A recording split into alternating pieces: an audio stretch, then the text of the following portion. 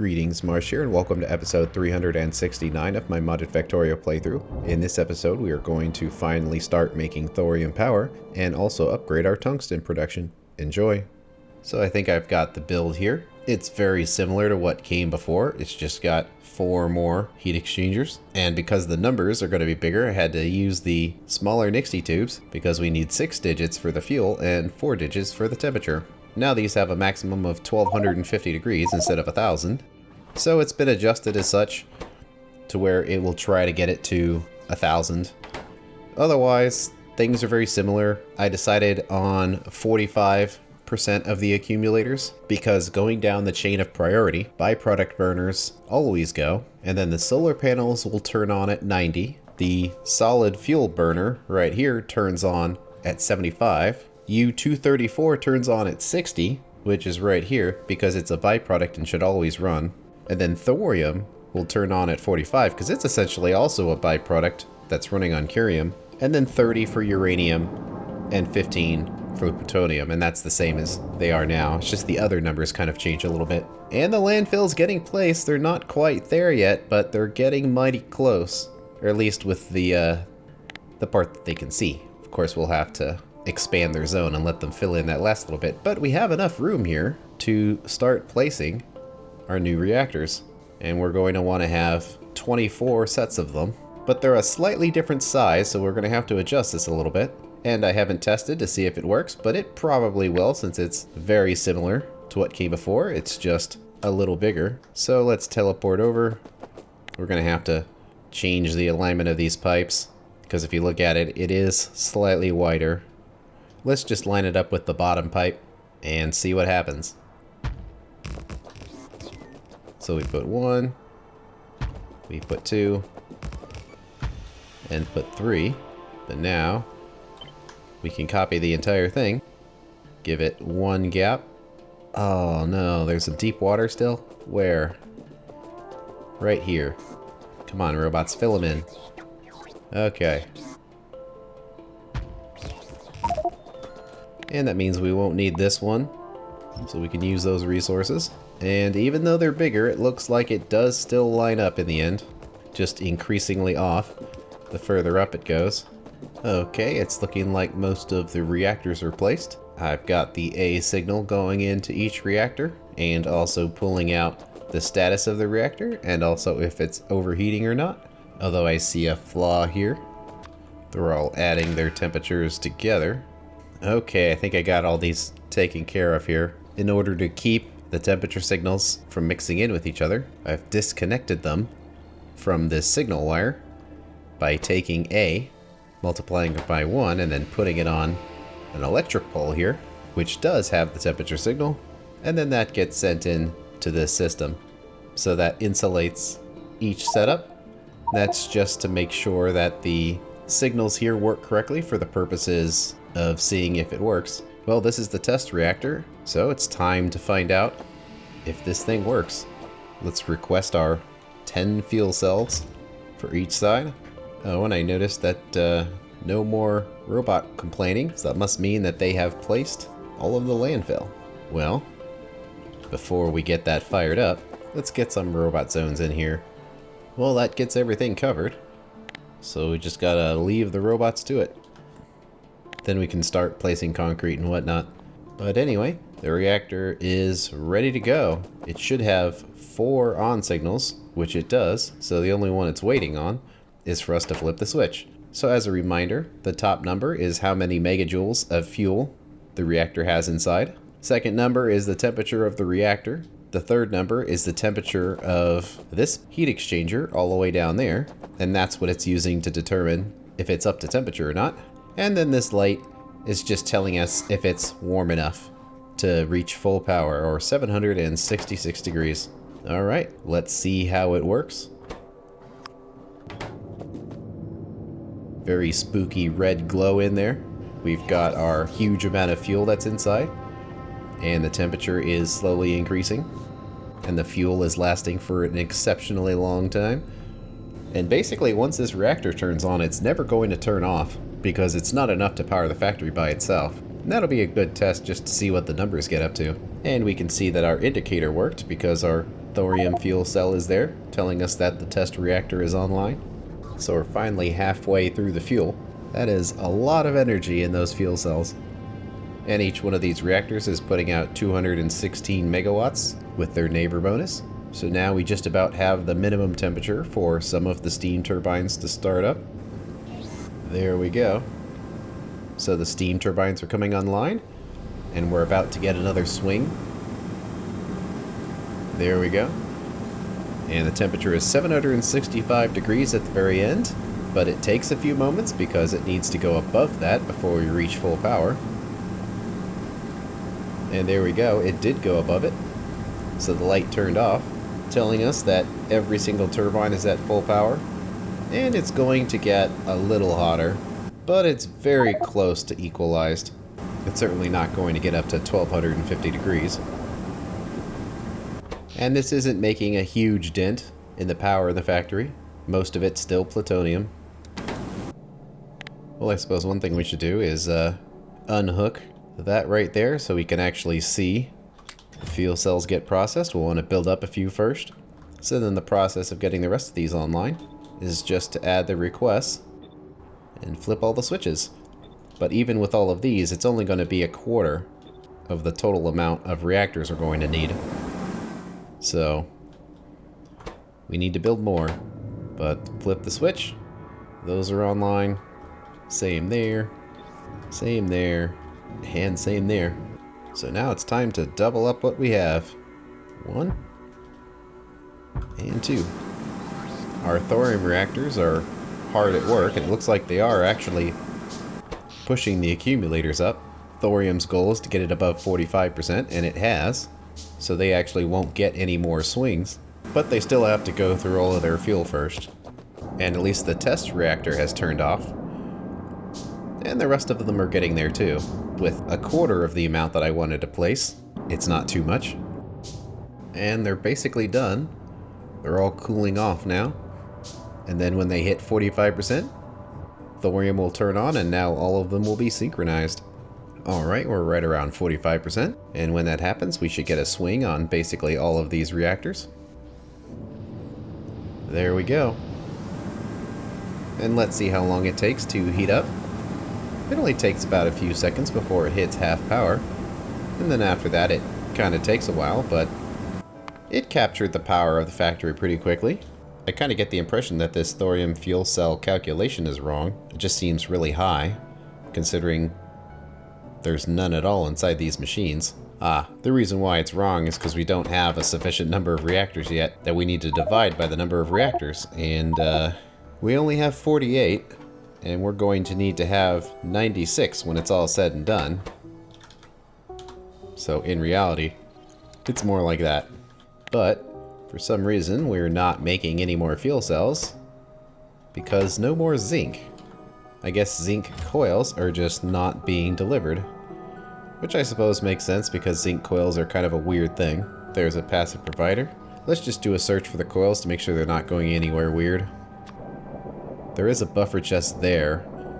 So for this to work right, we don't want this to be here. And there we go. Man, those machines are fast.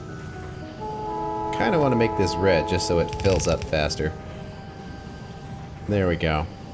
They're not all quite placed yet. I'm pretty sure when this hits 45, they're all going to turn on, even though they only have some,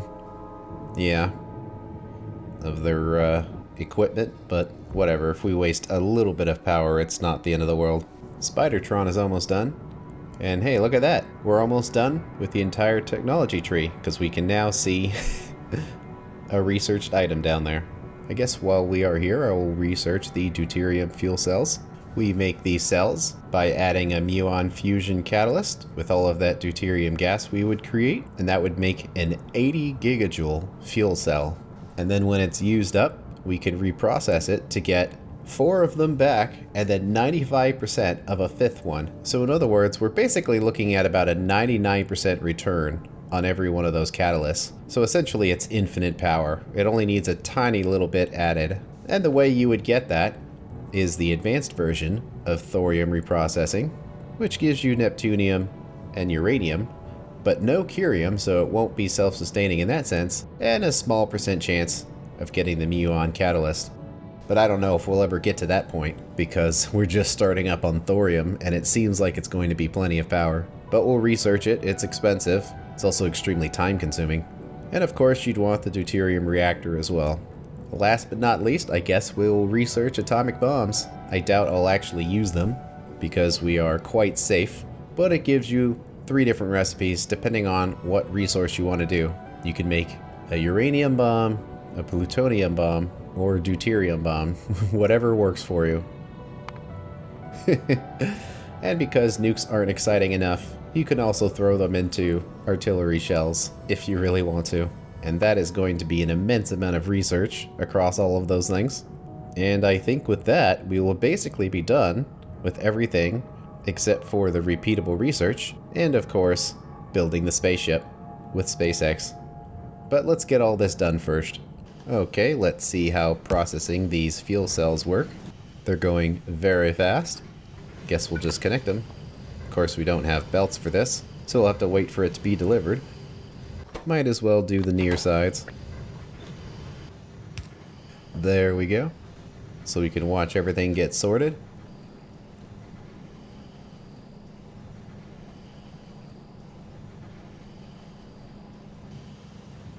So this one is running, converting the neptunium into plutonium, and it's all going to get sent to where it needs to go. Meanwhile, that 234 gradually makes its way to get very slowly turned into fuel cells. So slow you can't even see the bar move. So our thorium setup is looking pretty good here.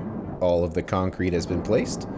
The setup is hard at work making power. Technically, this is only half of the reactors that I had planned on, but they kind of do a pretty good job of keeping the accumulator charged already. And there's been a couple times during lower power usage where it'll max out the accumulators. It's not inefficient to do that as long as the reactors don't overheat, which they haven't. It basically means we either need a higher power demand, more accumulators, or special logic to turn these on in sequence rather than all at the same time. But they're doing okay right now, probably because of the 13.6 gigawatts. Looks like about 9 of that is actually doing science, which is 3.8 gigawatts, and then some amount of these assembling machines, not necessarily all of them, but it's probably about 5 gigawatts for our science here. And believe it or not, we are populating every single one of these labs. That if we go to something like our gold setup here, it is going at full blast, which is about 12, and some of these other setups have been upgraded too, to basically do the same amount. I think this is the only one that hasn't been upgraded yet. Yeah, it's still at 8. But that seems pretty good for now. This last little research is going to take forever, so we might as well let it. So there's a couple other problems of the factory. Like, we are continuing to build up this calcium chloride. It's not at critical level yet, but it's certainly getting there. And we use so much tungsten that if we upgraded this to tier 3, we would double our output of tungsten for the same input, skipping the calcium chloride alone, so not even including the calcium chloride. It would be worth upgrading this, especially since tungsten is one of the hardest things to make. So we probably should get into that, but at the same time, we have completed 2 of the 3 major elements that we were missing for our rocket launches. We have heat shield tiles, we have the fuel setup. Now the last thing we need to do are these rocket control units, which is just circuit bus items. And then the rest of this stuff, like rocket engines, radars we're already making, are easy enough to put in there, and we just need to assemble a satellite. However, I did install the rocket silo construction mod, which makes rocket silos take time to construct. It's an expensive building, 100 mining drills, but at least they're tier 1, so they're easy enough to make. But we have to get it started. So before we dive into anything else, we probably should at least start that process just so we're not waiting around for them to be complete. We need a new spot on our line here. Let's pick one that has already been upgraded to green. This one. The disadvantage of these rocket silos is that you can't pick them up after construction is started. So if you want to put them somewhere else, you have to start over. So it's not really a building anymore, it's a construction project. So in that sense, we probably really only want to have like one of these in here at any given time. Well, we do not need that much stuff, for sure. We only need to have enough in here to build one of these at a time. And there we go. As big of a construction as this is, especially in the vanilla game with our vastly upgraded machines, it does not take very long to make it. So we're definitely actually going to be waiting on drills. That's kind of funny. But we just don't need that many of them, so it kind of doesn't matter. And there we go. We made one of them anyway. So now we need to figure out where we want to put them. Well, we've got tons of bus space down here. And it's been reserved for stuff like this. Plus there's a drone path here which might help. Well, we kind of want them to be a little close. There's no point in putting them super far out, especially if we want to build a bunch of them. So let's clear out some trees and rocks. And robot zones. It's weird building something that is going to be permanent. Makes me feel a little uncomfortable. And the input to make the rocket is going to be essentially 6 items here. It's either going to be a satellite or a spaceship part, rocket fuel, rocket control units, low density structure, heat shield tiles, and rocket engines. We can essentially deliver all of these by belt. We probably will, because we need them in sufficiently large quantities. The only thing that will be delivered by robot is the cargo itself. And it doesn't really matter, but how about we do them starting right here. And the first step to the rocket silo is digging out the hole, which will give you a whole bunch of stuff. And it's nice that this has been tuned properly for angel bops, so we get things like sand, crushed stone, and slag. And I'm pretty sure all that stuff already has somewhere to go, but I guess we'll figure it out in a second here. And there's no reason to do this with belts or anything. Robots are just fine.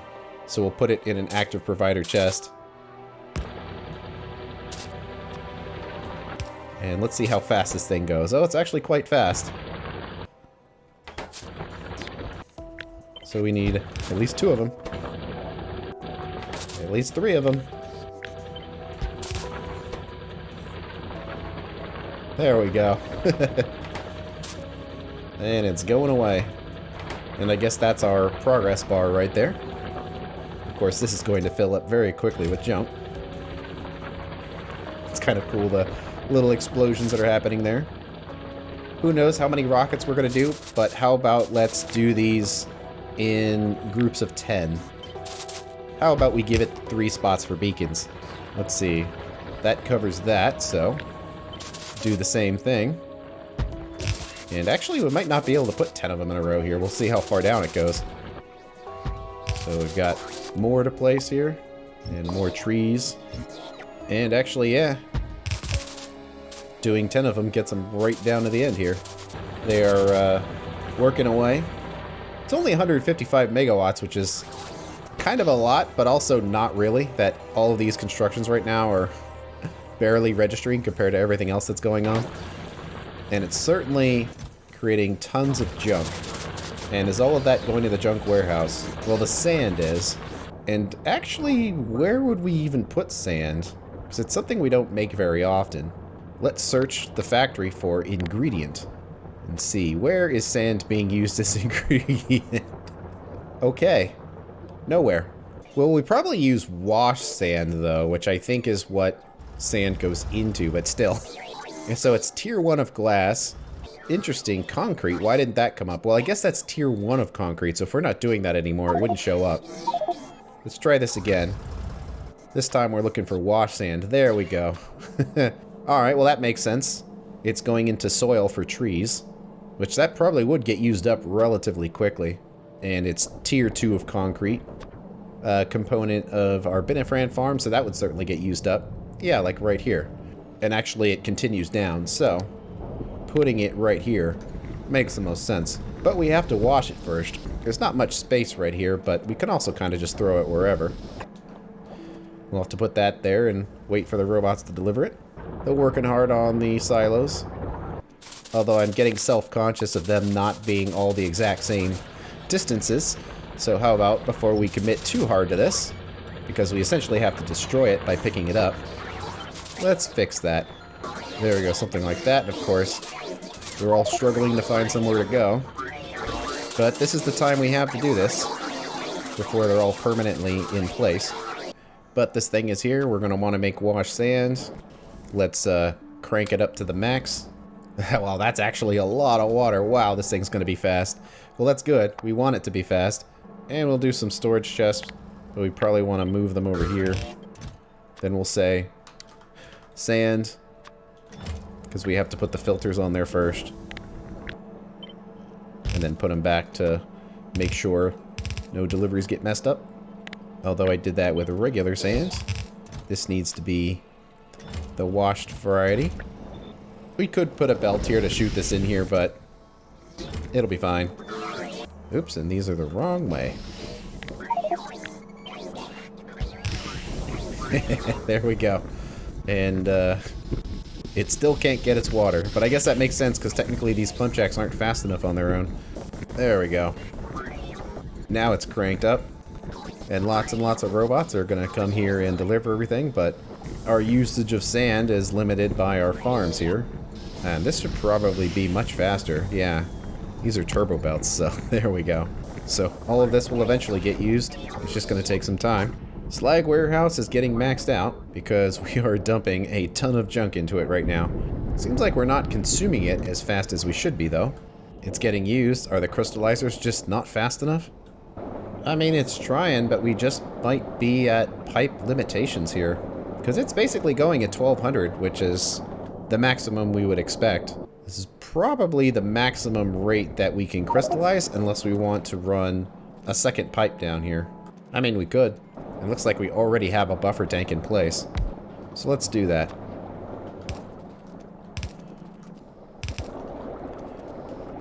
So there we go. Now we got 2 of them pumping in there. And immediately we're getting faster output, which hopefully will be shown on all of the crystallizers here. And we're starting to see the filtration happen at a faster rate. Of course, this warehouse is probably still going to be overloaded while this all happens, because digging all these silos creates a huge amount of resources. And it's actually kind of funny that it's one giant burner mining drill. And then when it completes, it looks like it still has a little bit of stone left in here. Yeah.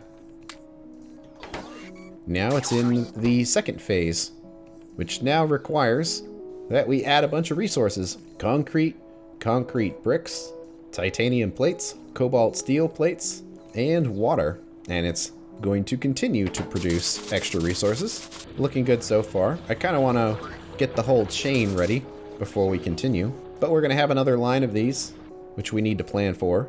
Well, it's essentially going to be 3 groups of belts and then some logistics. So it would be there and then something else. So how about we do that, but then leave some empty spaces. Oh, that's interesting that it doesn't copy those other components because they're not drill sites anymore. Let's leave like 4 spaces. That should be enough for anything. So we have to come in here and get this positioned just right, and that looks like where it needs to be. We just got to put these work sites back in. Kind of hard to see where the edges are on them, but there we go. I wonder if it's balanced in the sense where it gave you a bunch of stone and stuff, but then you need to put that into concrete and concrete bricks. So it kind of gave you a lot of the resources that were required to continue the process. But it would probably be a lot easier to do this all in groups, so we should probably let them all complete, and then we'll go from there. And that's already filled with sand.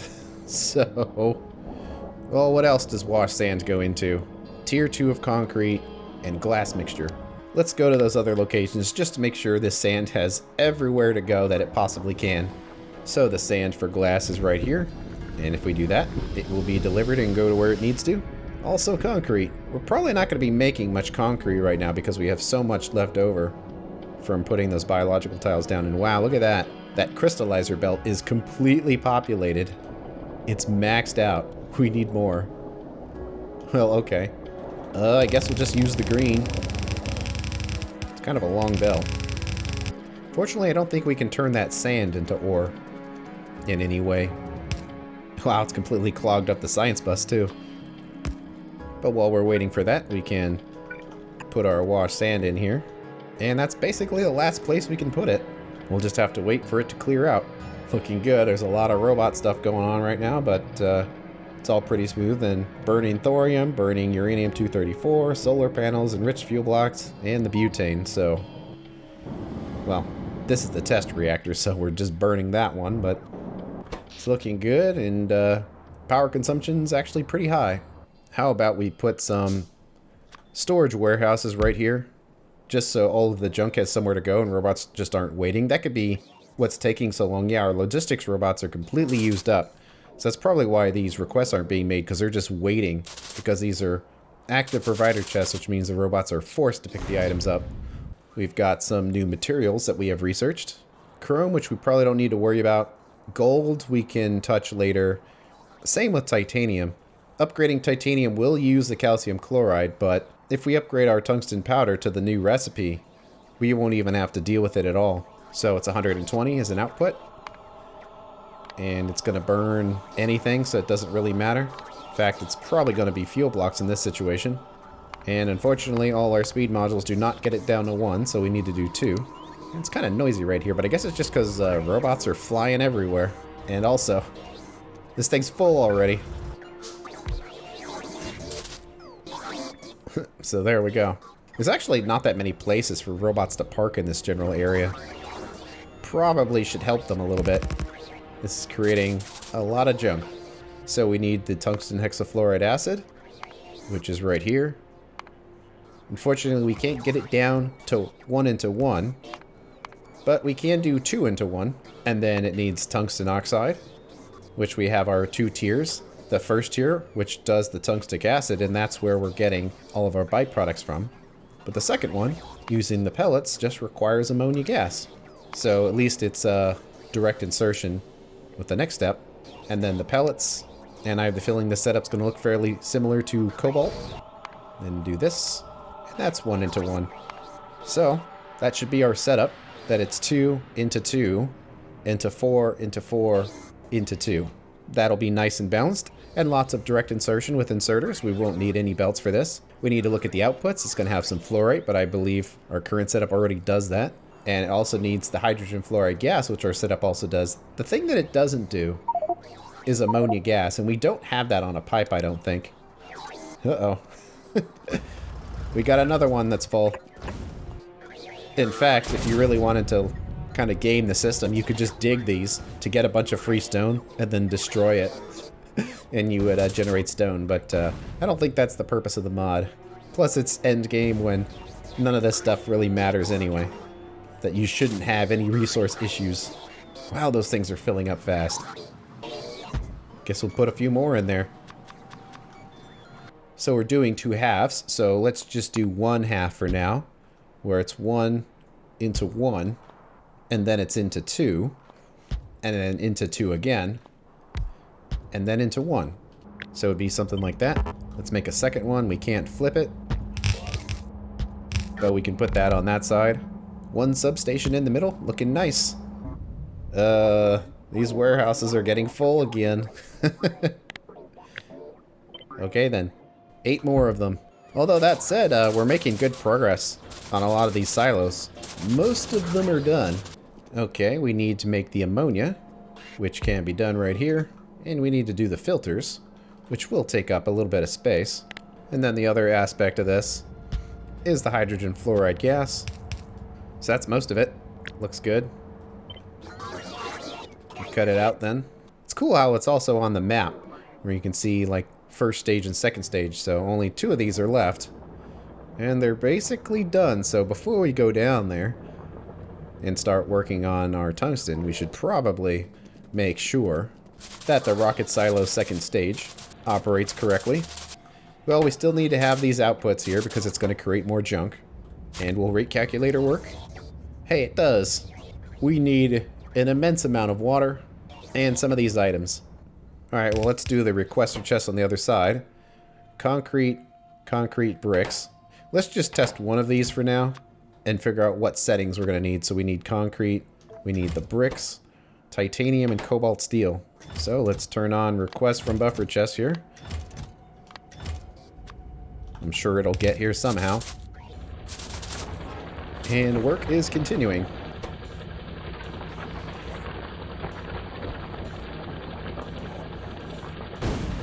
crash? Well, the requests are almost certainly not going to be fast enough. But it doesn't have to go at full speed.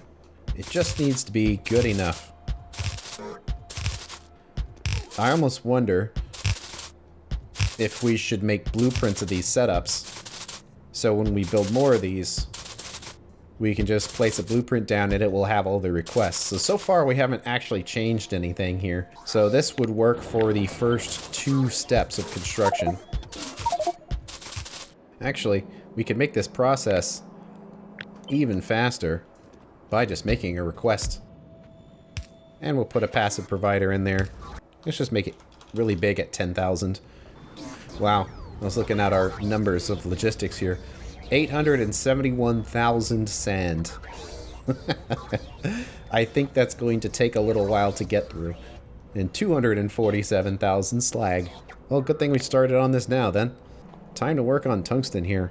And we're going to replace everything, so I guess we'll just pick it all up. Will the setup fit in here nicely? Kind of. Although I think it would look a little better if it was lined up with this belt. It also would fit better. Our warehouses are in the way, unfortunately. I don't think it's all going to fit into one warehouse. But this is only going to be a temporary measure anyway, so let's put one over here. How about 100,000? So if we get rid of this, they should take them over there. Well, not if they're using our robots. There we go. It's going to take a little while. That thing is definitely filled up high enough. Well, we don't need that charge pad anymore.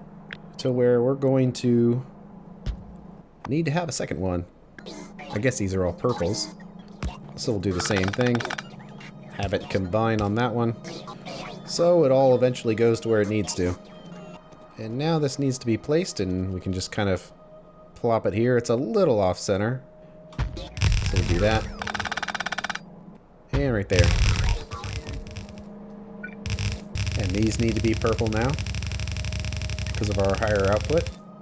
How are the rocket silos doing? Well, now that we delivered the concrete right here, it's going a lot better. It's still kind of slow though. Oh, and we need to have some power right there. It's definitely going, but since this inserter is at full speed, I'm guessing if we have 3 of these, it's going to go a lot faster. And I want to get rid of the taps of working on this grass here while we're looking at rocket stuff, so let's get rid of that. So tungsten stuff got placed. It's not completely ready, and it looks like we had fuel going straight down the middle. It's funny, but it's also fine. So that much is going to get in there. And I suppose we can start with processing the tungsten. Well, it's in there. That's very fast. Here we go. The next step should operate now. Yep. Pump that in there. So we're getting a small amount of resources, but now we need to handle the byproducts. Well, it's going. We have doubled our output of tungsten, and we are no longer creating all this calcium chloride, which was causing us issues. And that's the end of this episode. On the next one, we are going to work on rocket control units, which gets us one step closer to launching rockets. Thanks for watching. I'll see you later.